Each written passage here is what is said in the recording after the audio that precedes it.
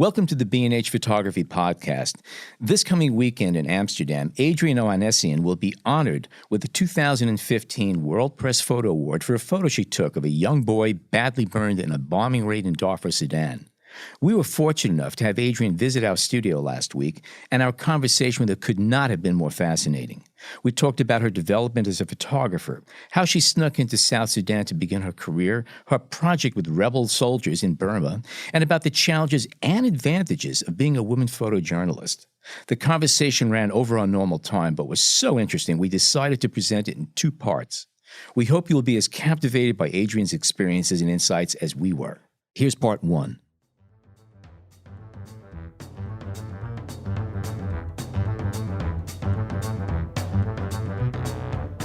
You're listening to the B&H Photography Podcast.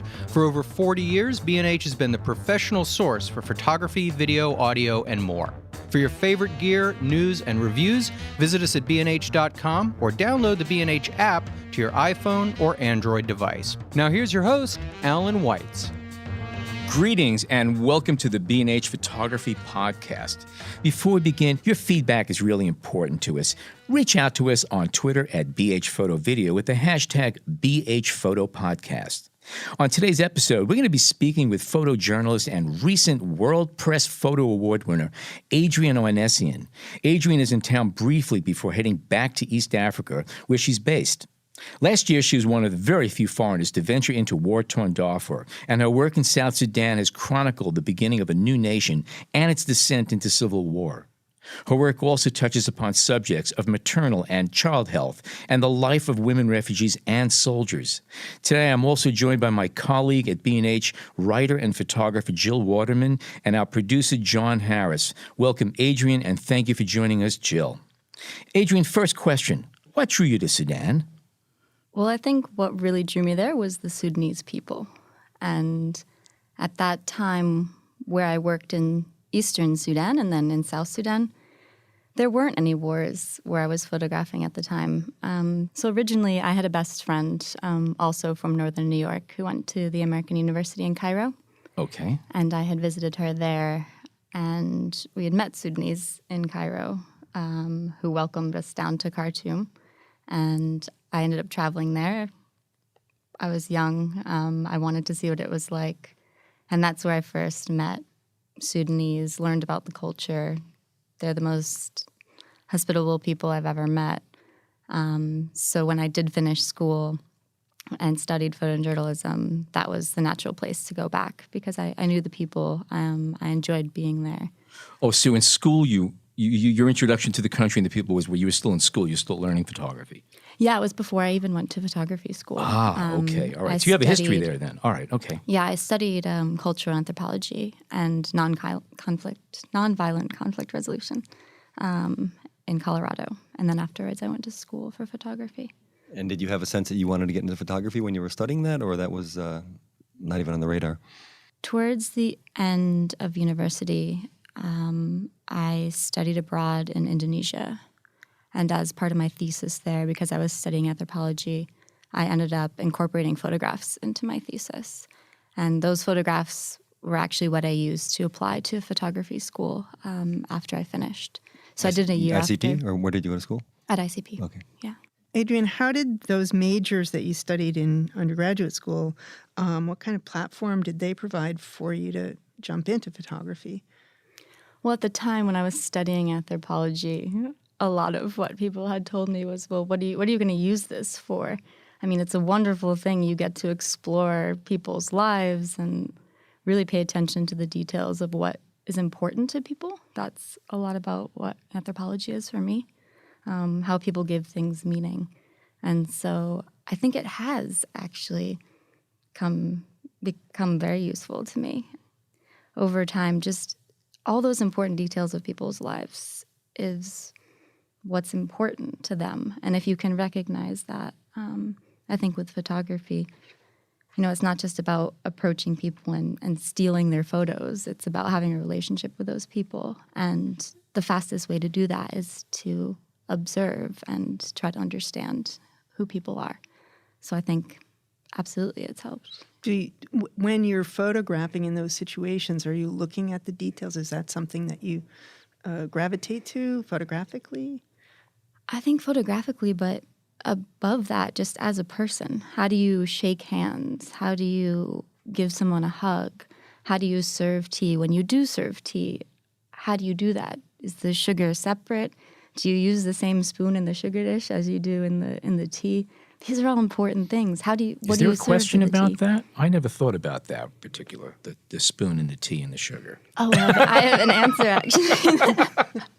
Well, like some cultures after, like the Ethiopians, for example, and sometimes in Sudan, they'll put some sugar water, and so you can actually dip the spoon in the sugar water before you mix it in your coffee or your tea. So there you go. Yes, you lives, you learns. Okay, that's good. Something I'm curious about. You take classes, and a lot of this is theory, and it's being taught in a classroom environment, and then you go to the other side of the planet to totally different realities. How applicable were the lessons you had in school there when you're in real life, real situation, and there's a conflict going on, and people are dying, and it is dangerous, and you're right in the middle of it. Did you fly by your guts at that point, or were you going back over your notes from class? Excuse me 1 second. Let me check out. I don't think it ever hurts to go back over your notes. But I think there's different parts of that. Part of it is I'm an outsider. And it's been something that I get a lot of questions about. But then I also struggle with, I get these questions of, are you a human or are you a photographer? Which one are you first? And these settings, violent or not violent, are so complicated. And I know these areas well. I've been working there for over 5 years. But it's never a simple conflict. And really, at the heart of it, this conflict isn't about me. I'm observing something. And that doesn't necessarily mean that I can't step in, but it often means that I'm not in a position to control things. And I think a lot of photographers, when they speak, they sound bitter about the situations. But I also think that comes out of really understanding that you don't have control over these things. I'd like to be able to step in some situations, but first of all, that might make the situation worse for other people. That would endanger myself. That would endanger other people who are with me, local or international. At that point, you're no longer documenting. You are participating at that point, too. You are participating. And the thing is, there is a lot of participation. But when a scene gets violent and it's not about you, there's very little that you can control in that setting. And also in a lot of these places, it sounds really horrific, but neither of the groups who are fighting want to be responsible or have anything to do with the death of a journalist or an international person in their area. That's not helpful to anyone. In these situations where I'm photographing, I'm talking about conflicts in South Sudan and Sudan. In Somalia, for example, that would be a very different situation because you are actually a target as a foreigner, especially as a white woman. And so you're not always neutral. But in a lot of these situations where it has been violent, I'm really not part of it. We recently had Vincent Lavray on as a guest on a totally different subject, but he started off in journalism also, and he went off on an assignment and had a gun put in his head. And he said, I'm not putting myself in that situation again. It was a real reality check for him. How do you handle that kind of stuff? I don't know if you've actually had a weapon aimed at you, but you've certainly been around flying bullets. I have had a gun aimed at me. It was unfortunate. But again, it was one of those things that related directly to the setting and what was happening. At the time, it was 2012. I was covering the oil fields in Heglig in Sudan. The South Sudanese had invaded these oil fields. And we had been covering this war. They occupied territory for about 10 days in Sudan. And we had been traveling back and forth from South Sudan across the border into Sudan. And everything had been fine the first couple of times we had been up there. We had permission from the military to be there. We had a military escort. And on that day, the South Sudanese military was not doing very well. They're being pushed back. They're having a bad day. And so I was photographing out the window of the car. A vehicle came up, stopped us, rushed over the car, saw that I had cameras, gun to my head. Luckily, I think they were just after the cameras. And yeah, ripped the cameras off of me. Was there anything about being a female photographer in that situation that you felt changed the dynamics? That was going to be my next question, too, yeah. Had you been a male photographer, whether it was... Well, there were two of us in the front of the car. One was a male photographer and one was myself. I had two cameras around my neck, and they had seen two cameras photographing them. He dropped his camera to the floor, but both of my cameras were ripped off me because that's just what they were after. Right. In that situation, it was the cameras. Right. But I do think, in general, there was another situation on this same trip where I was often the one sent to negotiate with the military because they had to treat me with a bit more respect and a bit less aggression than the men. So if there was a setting where we kind of had to confront the military and put in a complaint that we had been sitting under a tree for 6 hours and we really wanted to get to the front lines, I was the one who went over to the commander because I'm a lot less intimidating. And sometimes I can control my frustration a bit better than some of the men. And that's a situation where I think there's two parts of it. First, I know the culture and I know that they won't be as aggressive with me. So that's a piece of it. The other part of it was that I do definitely tend to fight aggression with calm, and I think that's helpful as well to a certain extent. Absolutely. And taking it a step further, and I realize it's different in every culture that you'll visit, even between Sudan and South Sudan, but did you have a need ever to kind of hide the fact that you were a woman? Or was it, in this case, maybe advantageous? When I was in Darfur, I was hiding the fact that I was a woman some of the time. I was more hiding the fact that I was a white woman. I think it was just as dangerous for my male colleague. But I think generally I like people to know who I am and what I'm doing. And part of that is being a woman. I don't like to surprise people with anything. Right. So I think that honesty is the first step. And if there are judgments on the fact that I'm a woman, fine. But I think I've often been able to prove just by my own behavior that I'm there to do my work. I'm not there to mess around. There are certain situations where, if it's after dark and I know that the rebels go to the fire and drink, I'm just not going to go there. Right. And then I would send my male colleague because you're friends with these people, but it's just not a situation. First of all, it's not going to be that enjoyable for me to begin with. Right. And second of all, it's just not worth the risk. And I know what I'm there to do, so I don't need to. And with your male colleague, you're working hand in hand, let's say, and you back and forth these situations all the time to see which would be a better person to deal with this situation or with that situation, or is that true? Yeah. Absolutely. And it's something that comes up in conversation all the time. And it's not as though one or the other is better or worse. There are just different things that you're capable of doing. So, I don't think it's good or bad for either side. I think it's just a recognition of you're a woman, so you can do all of these things. You're a man, you can do all of these things. And we'll have those discussions as it goes along. And especially when you're in the field, when you're in the middle of nowhere, when you're in these intense situations, it's so important to keep lines of communication open. Like, no matter what you're doing, how you're feeling, how your health is, your bathroom activities, if you disappear for 5 minutes, you need to tell somebody where you're going. You can't just wander off to the bush. So, I think that's just one of the things that's part of communication. With this colleague that you were working with, how did that partnership come about? Was it part of the assignment? I was in Darfur with a colleague named Klaas van Dijken. He's a Dutch journalist and multimedia producer. We first worked together.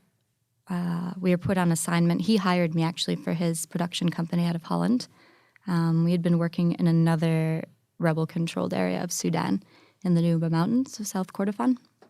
So we were there. I was photographing for his company, and while we were there, we started talking about Darfur. And I had mentioned it was something that I had always wanted to do, and I had been working on since I got to Sudan, trying to make contacts, trying to figure out basically how to get there and stay safe. And so we just got talking, and that's really when it started, when we started working together. And we've worked together throughout South Sudan as well, and then this trip to Darfur last year. But we're still, even after the trip to Darfur and an intense month together, we're still very good friends and colleagues. So is that prevalent these days for independents more so than someone with a specific organization backing them?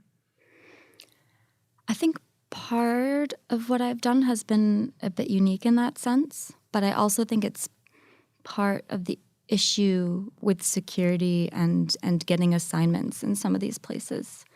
Because what tends to happen now, and I still work completely as a freelance photographer, what tends to happen is I will approach an outlet and say, I'd really like to go to Somalia, or I'd really like to go to Darfur, and I'd like to cover this or that. What tends to happen is they don't want to take on the risk of sending anyone. So they will say, which is slightly annoying, Sure, go they'll ahead. say, that sounds wonderful, great story. Send us an email when you're back and show us the material that you got. Which, sure, it's great to get recognition that you're onto a good story. You're shooting on spec at that point. That's really what they're asking you to do. Absolutely. Yeah. And that's extremely frustrating. So the work in Darfur, I approached everyone about and basically more or less got that response. It was also hard to pitch that story because we didn't really know what we were going to get. And not only did we not know what we got, we didn't know if we could make it there. And every step we had to analyze whether or not it was safe. So it's a difficult process as a freelancer. And you were provided security by one of the rebel organizations in Darfur at that point? And which one is that?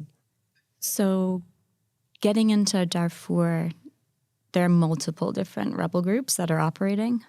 At this point, there's only one group that holds territory.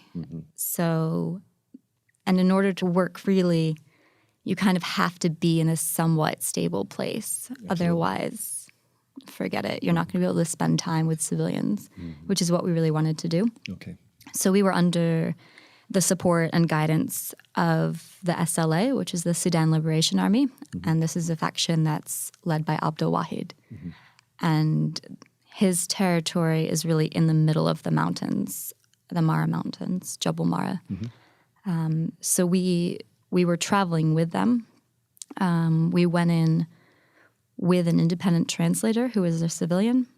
And we also worked with community leaders once we were inside.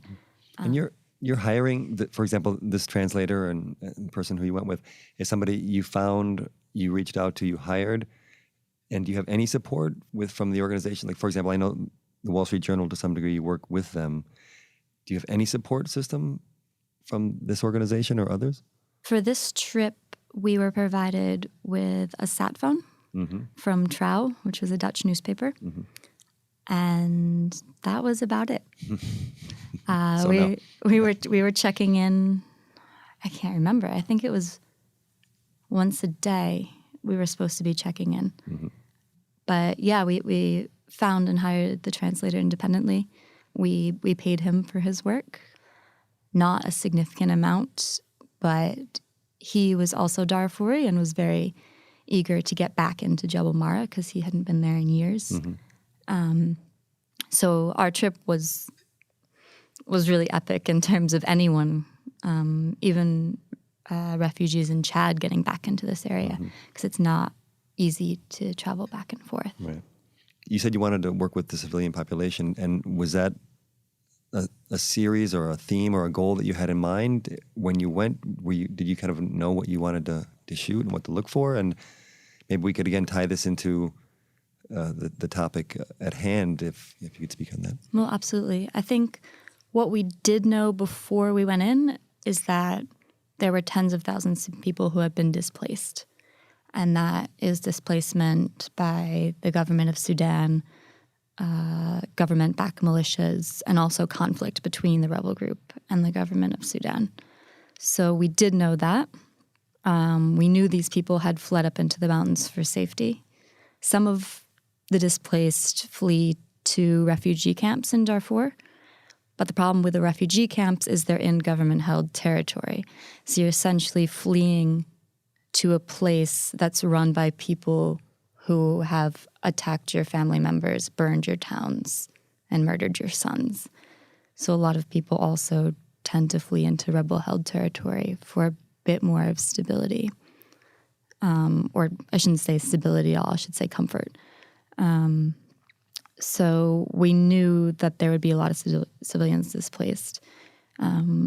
Another reason we wanted to focus on the civilians was that I think, we see so many images of military personnel and fighting and all of that.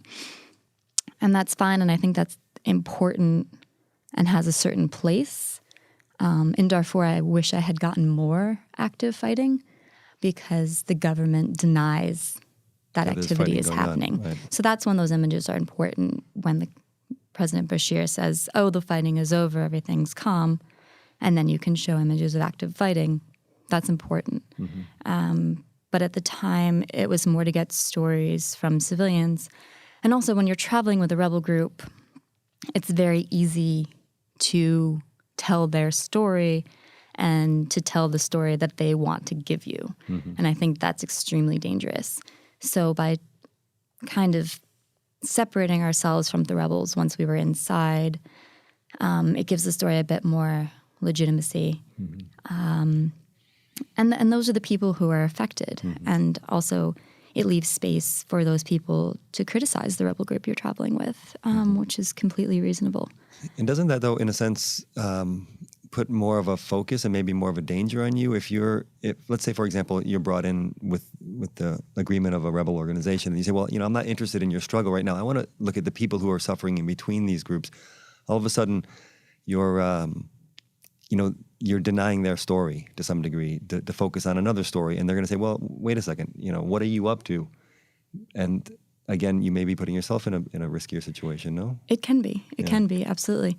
But I also think that's part of the honesty that leads up to getting on the ground, which is, we had conversations for years about what we wanted to do, what we thought was important. Yes, you and your colleague, you and your partner. Myself and my colleague, and with the rebels. Okay. They were very, or at least we tried to be very clear on what we were there to do. And also at the end of the day, for the most part, the people who are in this rebel group, their families are the civilians. So they are actually there to defend their families. But not necessarily. And it is often difficult to really explain to people what a journalist's role is in some of these areas, because people often don't understand that. Had we been extremely critical of the group that we were traveling with, that probably would be an issue. But I think at that point, because this group was the only way to access this territory and the only way to access the civilians, it's better just to leave that untouched. And not to say that there aren't stories there, because there absolutely are. But I think if this is the only way to access the civilians and tell their stories, then that had to be the focus. But going back to your question about the women's side of it, this became a huge issue while we were there, because we ended up speaking to a lot of women and girls who were survivors of sexual violence. And this was interesting because there had been some reports of this happening in Darfur. And one of the things we were told or cautioned about before we got there was that, oh, you're going to have a really hard time finding these women. They're not going to be forthcoming with their experiences. If they are, they're not going to want to go on camera or be recorded. And just found the complete opposite. And again, I don't think it's for better or for worse, but the women who we did meet did want to tell their stories and did want to go on camera and did want to be seen. And I've actually had arguments with people coming back to the States about that, saying, oh, we should blur these women's faces because maybe they don't want to be shown. And I was actually adamant about showing their faces because, believe me, I had extensive conversations with these women about what we were doing, what the material would be used for, where they could be seen, and they wanted their faces up there. So, And putting a face on something, in this case, is quite literal, and it makes a big difference, I would say. absolutely. Reading something in a paper and seeing somebody talking about it. Absolutely. And so I found myself, normally I shouldn't say normally, I'm always extremely concerned and prioritizing the subjects that I'm working with. And in this case, I was actually fighting to have these women be shown because that is what they wanted. So I'm assuming the arguments you had were with people in the media in the U.S., and that sort of begs the question, is there a way within your work to get some sort of verbal agreement from the subjects that would sort of supersede this disagreement with the editors? Yeah, absolutely. I think that's the most important thing and often a difficult thing in these places where they don't have access to any form of media outlet. No phone networks, no internet. Right. I mean, there's no Right. electricity. So explaining to someone what their image will be used for, I can do the best that I can, but to get a true understanding is difficult. And sometimes it's difficult to even know if that's understood. You're talking about the women were actually very agreeable and wanted to get their stories out to you. Do you think it had to do with the fact that you were a woman? Do you think they would have had the same response if a man had approached them, a male photographer? Maybe your colleague did, I don't know.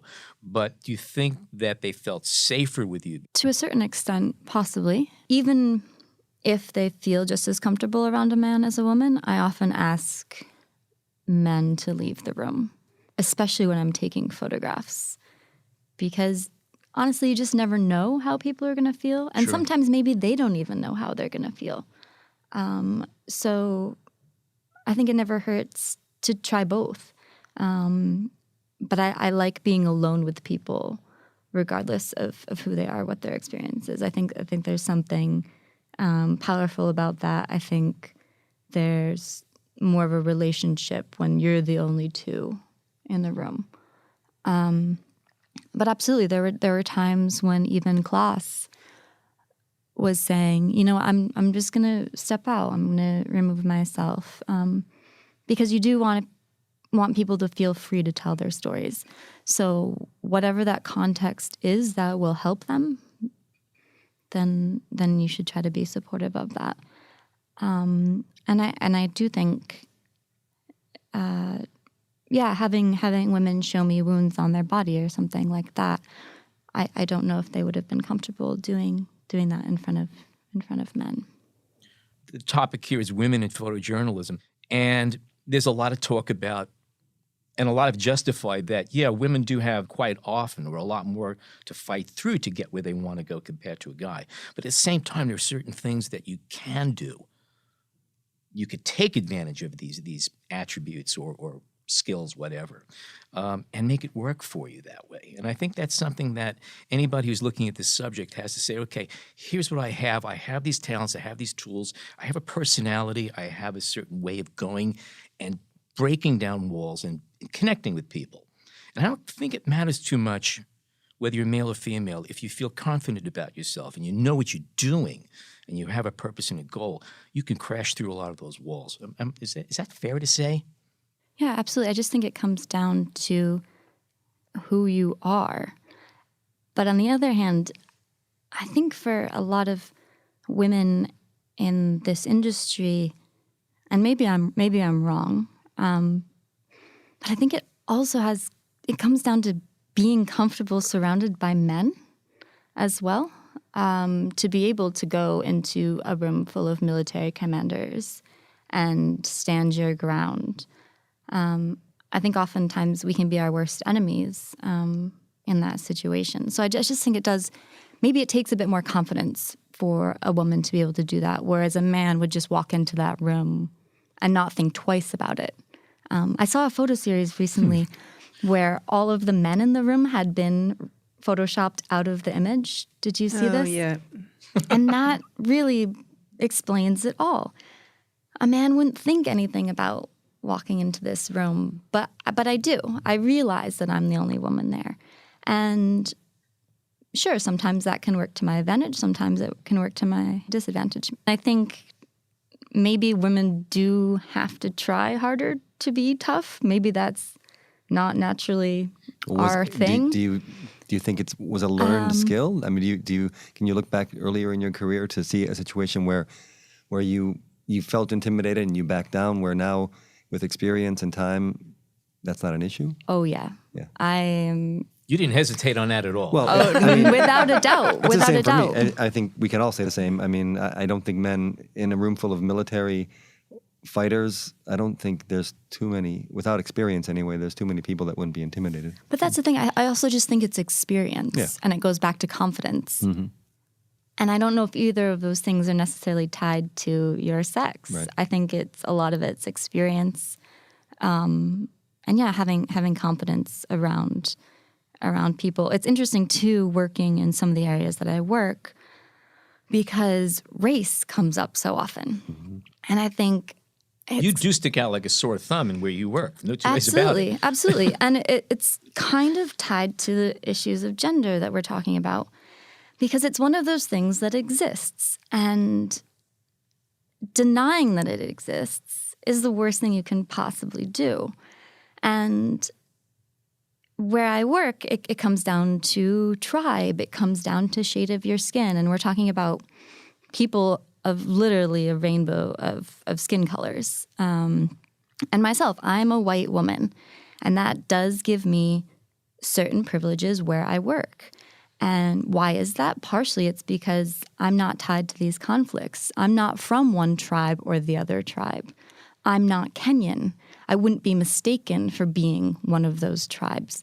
So race, not just black and white, but race in terms of tribe in Africa is so significant. And it's always something that's discussed because so much conflict surrounds your tribe or your ethnicity or your race. So I think it's really just being about honest about who you are and the significance that has, and also being honest about the disadvantages that gives you. And just to have an open conversation about that is extremely important. Okay. Originally, photographer and former director of photography at the Miami Herald, Maggie Stieber, was to join us on this episode, but at the last minute she was called to help a colleague and could not make it. She did, however, send a statement she asked us to read on air. And John, could you read it for us? Thanks, Alan. This is from Maggie Stieber. I'm happy that Adriane will be there to be interviewed, and I think she can speak for a whole new generation, which I support with all my heart. It is their world. They are fresh and committed, and I watch them with wonderment and love and encourage them all I can. I'm so lucky I still get a lot of work, and I do not take it for granted, but I also mentor young photographers all over the world, often for free, because I believe in them, in photography, and in their commitment. People like Adriane help people like me keep faith that photography can shine a light on the world's ill, but also on its beauty, and she has done so with her work. She has shown us the resiliency, courage, and strength of people who have had to flee and live in a cave. They are so beautiful. Thank you, John. This is a really good spot to take a break. Thank you, Adriane. Thank you, John. Thank you, Jill. Stay tuned for part 2 of our conversation with Adriane, and remember to rate us and review us on iTunes.